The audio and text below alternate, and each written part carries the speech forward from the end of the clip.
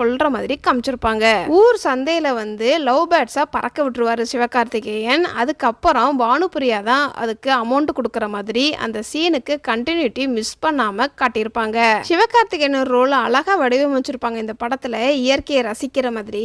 அது எங்கெங்க காட்டியிருப்பாங்க அப்படின்னா, இன்ட்ரோ சீன்ல யானையை காப்பாத்துறது, லவ் பேர்ட்ஸை கூண்டுக்குள்ள போட்டு அடைச்சு வைக்க கூடாதுன்னு பறக்க விடுறது, ஊருக்குள்ள வெடி வெடிச்சா விலங்குகளுக்கு தீங்குன்னு போர்டு வைக்கிறது, பயிர் பக்கம் கரண்ட் கம்பியெல்லாம் வைக்கக்கூடாதுன்னு போலீஸ்கிட்ட பிடிச்சி கொடுக்கறது, யோகி பாபு புறாவை வச்சு நைட்டு டின்னர் பண்ணிடலாம்னு சொல்லும்போது எல்லா புறாவையும் பறக்க விடுறது, விவசாய நிலத்துக்கு பூச்சி மருந்தெல்லாம் அடிக்கக்கூடாது, நல்ல உரம் தான் போடணும் அப்படின்னு அட்வைஸ் பண்ணுறது, விவசாயம் செய்கிறவங்களுக்கே உரிதானதாக ஒரு விஷயம் இருக்கும் விவசாய கடன், அதை பற்றியுமே இந்த படத்தில் ஒரு ஷாட்டில் வந்து காமிச்சிருப்பாங்க.